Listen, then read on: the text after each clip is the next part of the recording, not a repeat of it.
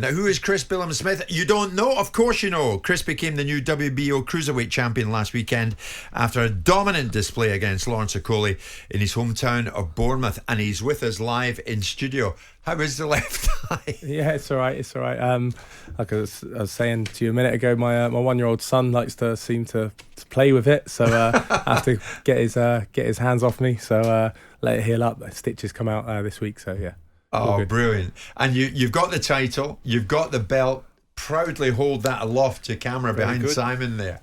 That's what it's all about, isn't it, Chris? I mean, is that what you look at and you think, yeah, all the hard work has been worth it? Yeah, absolutely. You know, it was it was crazy, and it still hasn't really sunk in, to be honest. I went back home on the night. I got back home about 5:30 in the morning. We just sat in my hotel room with the team and eating some pizza, and then got home. My son was awake, and I got to show him it, and it was me and him, and let my wife have a get back to sleep, and got to show him it, and he was intrigued by the diamonds, etc. So that's what it's all about for me. It's a beauty. Am I right in thinking that's Okolie's belt? Yeah, this actually you're Lawrence's. Waiting for your own. Yeah, I should have given it back to Lawrence on the night, to be honest, but why? I didn't. No, I didn't get a chance. I was getting stitched up, press conference, drugs test, etc. So I didn't get a chance, but we've spoke since, so I'll be giving it to his team this week. I mean, I was going to say all pals again with Okolie, but you were never not pals, even throughout the build-up and the fight itself. Yeah, you know, it was business. It was we had a job to do in there, to get in there and obviously put on a show in front of the setting that we had, and the venue we had for me was just an absolute dream. But yeah, you know, Lawrence was I think he's dealt with the defeat in a remarkable way. And I think he should get a lot of credit for that. The way he's been since is how every fighter should be. I mean, Simon, you were there, were you not? You were ringside. It was never a classic. It was a grueling fight, and Chris came through it. Yeah, but I mean, as fights go, that was a tough old shift, wasn't it? Yeah, but he knew it was going to be a tough shift. I mean, these boys knew one another very well. I think most people didn't feel that Lawrence was going to lose this fight. Myself and Spencer Oliver felt that Chris would win it. And one of the reasons why we felt it was the absolute unadulterated belief that Shane McGuigan came in here with and talked about Chris in a certain way. I mean, you're not going to meet a nicer fella to win a world title, but when you're in a boxing ring, it's not about being nice, it's about getting the job done. Lawrence made it a very difficult fight to watch, made it a very difficult fight for Chris to fight in because of the manner in which he operated. Was lucky at times not to get disqualified. I thought the referee had a really hard job on his hands. Did you think he might actually, Chris, when you were in there? Did you think Okolie's in borrowed time here? No, I didn't think he'd get disqualified. And I would have hated to win a world title like that and get him disqualified. You know, it was a lot of holding. On his part. Now and again, there's a natural clinches.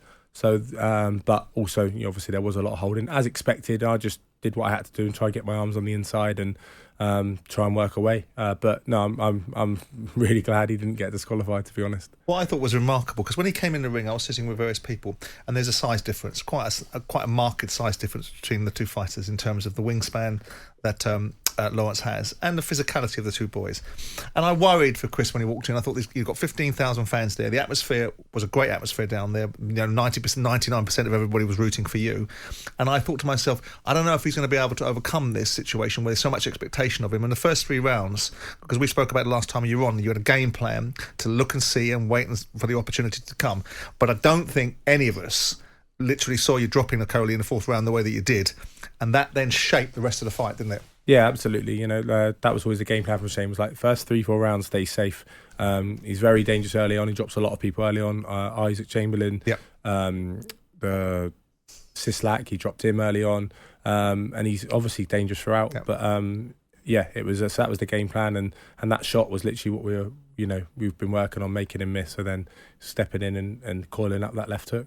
3 times put him down, didn't it? I mean, one time I think was probably a little bit iffy, but it was counted as a knockdown. Yeah, I agree. I don't think the second one was a knockdown, but I think the third one was. And there's talk of a rematch. Do you want that, Chris? I'll fight anyone. It's. Do you want it? It's your call. It's not a nice fight to be in, and it's not a nice fight for the fans. Obviously, contractually, we knew that was the situation. But so if I have to fight again, so be it. Ideally, you want to move on. I don't think any fighter really ever wants to do a rematch when they've won. But if that's what happens next, then so be it. Well, Chris, listen to this. I mean, promoter Ben Shalom Simon last week explained the situation around any rematch between Chris and Okolie. This is Shalom. There is. I think with any voluntary defence of a world title, there's usually a rematch stipulation. I think both fighters need some time off. I think Lawrence, it was a difficult, very, very difficult night for him on Saturday night. He'll want to work out what went wrong, how it went wrong, and go back to the drawing board, really, and maybe he'll need some time to do that, and that's what we'll probably encourage. But we want to see how Lawrence feels, how Chris feels next week. For me, of course, the Richard Riakporhe, Chris Billam-Smith rematch, which would be a rematch. Richard Riakporhe, the only man to have ever beat Chris Billam-Smith, would make a lot of sense. But of course, we must look after the interests of Lawrence Okolie, of Chris Billam-Smith, and we'll sit down. But for me, Richard Riakporhe is the best of the bunch without a world title, and his next fight will be for a world title. That makes sense, Chris? Yeah, I think so. In a way, unless Richard can get his hands on a world title next, and then we unify, I mean, that'd be fantastic. If he can fight this summer, and then towards the end of the year we can get it on and unify, that'd be a huge fight. I think the last one was probably David Hay, Matt Granelli last, all British cruiserweight. I remember it. World title unification. So that would it'd be great. I remember watching that fight when I was at college. I've been boxing about a year. It'd be amazing to be involved in a fight like that. There was a lot of flack towards Lawrence Okolie because of his tactics on the night. You know him well. You've spoken, no doubt, since. Yeah, we spoke on the Sunday. He just congratulated me, and I apologised for not giving the belt back and said, we'll sort it. So it was very, very brief. I mean, do you feel for him in any way? Yeah, I do. He's in a way I do, and in a way, if I was his team, I wouldn't want the rematch because I beat him again, and what happens then? Whereas that rematch could always be there if he rebuilds, but. That's up to them to deal with. But feel for him in a way. But at the same time, it's his own doing with the tactics. Over the years, it's not like the first fight he's done it in. So that's something obviously he needs to address. Were you ready for that? Yeah. Like he's probably going to go about it in the way he's done before. As you say, Chris, he's going to hold. Yeah, absolutely. We knew that. He was all over you in the ropes, something like that, trying to take the wind out of you, wasn't he? Yeah, absolutely. It was all just about staying calm on the inside, and that was the whole tactics was staying calm, which I had to really sort of visualise with that atmosphere, that ring walk, and all of that. I had to really visualise and get my head in the right space to stay calm. Has it been found out now, Chris? By me, but then I've got a lot of experience, and like I said, he's never looked close to getting beat before, Lawrence. Not even close to getting beat.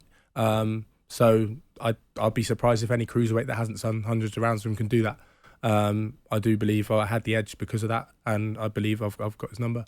Chris has been very diplomatic, and I knew he would be. Do you think Okolie's been found out? I think he got beat by the better man on the night.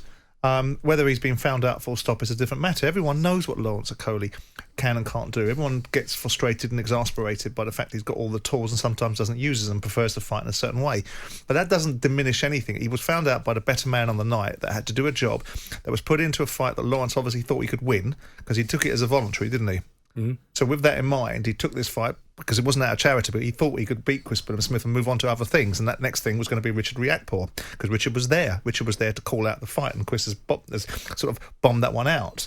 The next fight I'd hope to see him in because he's a world champion now, and he deserves everything that's coming his way because the way he conducts himself and the way he puts himself in front of the media, he's a credit to the sport. And now I want to see him get the opportunities that go with it, as a world champion should be getting, which is the finances to celebrate his achievements and also look after his family. And Richard Riakporhe, or one of the other champions, Richard Riakporhe was not a champion, but he's a name that people can associate with this division in this country, are going to get people paid. And that's what I want to see for him next. And he's got the right to do it again at the Vitality Stadium. So I think he deserves everything he's got. Jim White and Simon Jordan.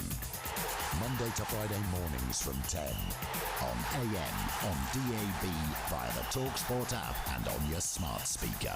talkSPORT.